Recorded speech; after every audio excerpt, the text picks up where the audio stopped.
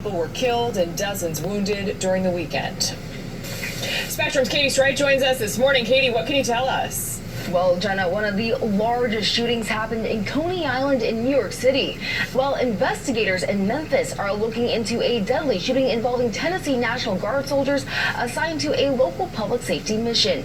Now in New York, 8 people, including 4 children, were wounded when police say a masked man opened fire at a family gathering 2 blocks from the Coney Island boardwalk.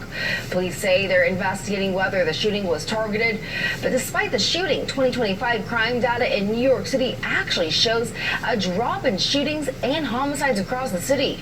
But across the country, police also responded to deadly violence in Massachusetts, North Carolina, Indiana, Alabama, California, Pennsylvania, Illinois, and Tennessee. Jenna? Katie, let's talk more about the Tennessee shooting here involving National Guard members. Well, Jenna, an investigation is now underway in Memphis after police say 2 Tennessee National Guard soldiers fatally shot 20-year-old Tyron Johnson early Sunday morning. Investigators say Memphis police were chasing Johnson after he allegedly fired shots.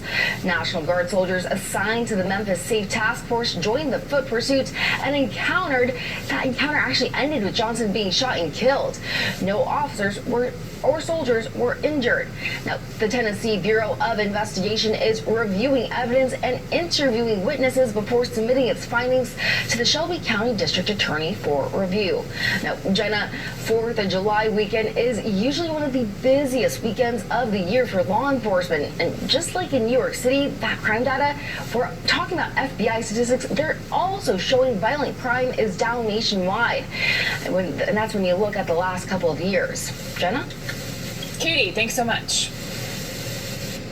President Donald Trump heads to Turkey today for the annual NATO summit. While he's there, he's scheduled to meet with Ukrainian President Volodymyr Zelensky to talk about the ongoing war with Russia. Spectrum's Angie Gonzalez has the story from Washington. At the top of President Donald Trump's agenda for this year's NATO summit in Turkey will be holding member nations to pledges they made last year on increasing defense spending. In turn, they'll be looking to the president for assurances the U.S. remains committed to the alliance. European allies are going to be very keen to hear from President Trump, especially, is the U.S. going to stay engaged in European security? Will it do more on Ukraine, as the G7 perhaps suggested? President Trump will be meeting with Ukrainian President Volodymyr Zelensky while in Ankara. Overnight and this morning, Russia launched a new deadly wave of missiles and drones at Kyiv. Attacks on Ukraine's capital city last week left dozens more dead, and Zelensky says more help is needed.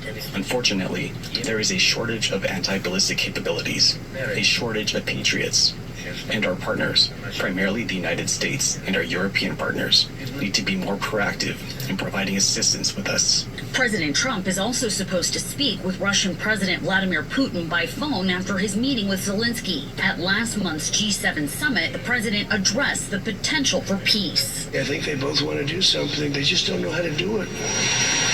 They want to do it, they just don't know how. The U.S. war with Iran will also be discussed as a senior Trump administration official says that NATO allies will be talking about securing the Strait of Hormuz. While there has been a resumption in some shipping traffic across the narrow waterway since the 2 sides signed a memorandum of understanding, it's not yet back at pre-war levels. Last week, Vice President J.D. Vance said the strait continues to be a priority for both sides in ongoing talks. We've got gas prices starting to come down. But really just ensuring that we continue to make the progress on that, and that's what they're focused on. Despite the interim deal between the U.S. and Iran, the Islamic Republic has fired on ships in the Strait of Hormuz that it said had not sought its approval to travel through the strait.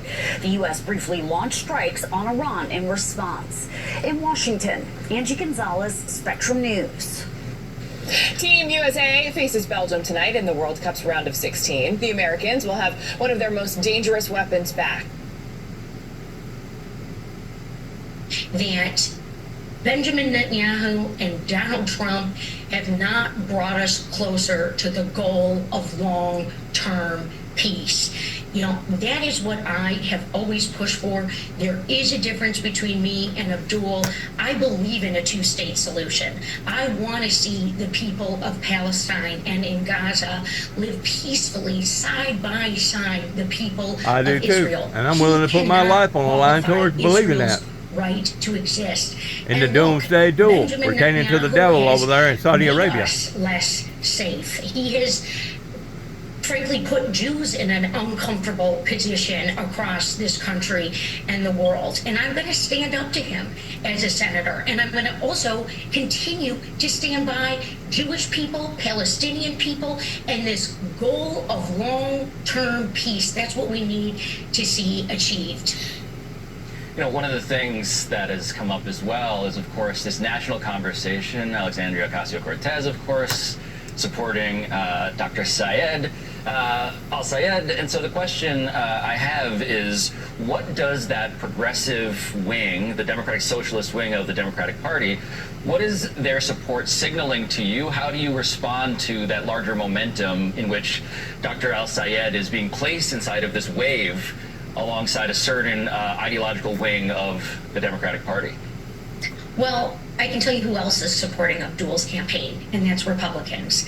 They're spending thousands of dollars right now to prop up his candidacy, to put out paid-for polls, and no one wants Abdul to win more than the Republicans.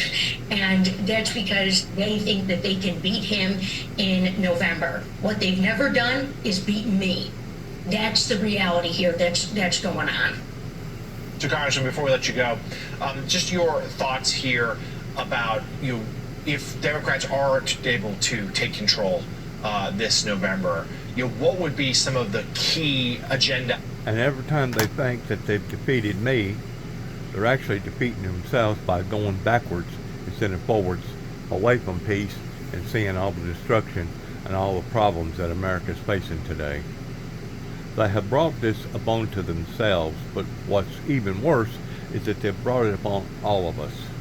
Illegitimately, they've brought it upon all of us to the degree that now the majority is suffering while the minority, the rich, is still getting richer. Talk about being out of focus. Talk about being upside down. Talk about calling good bad and calling bad good. That's where we're at right now in reality of this 4th of July, 250th anniversary year that we've just celebrated towards America being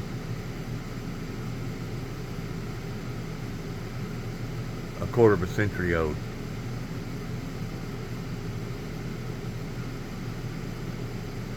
Good luck to all of us. God bless America. God bless our troops, and God bless our endeavors for which way that we go from this moment on.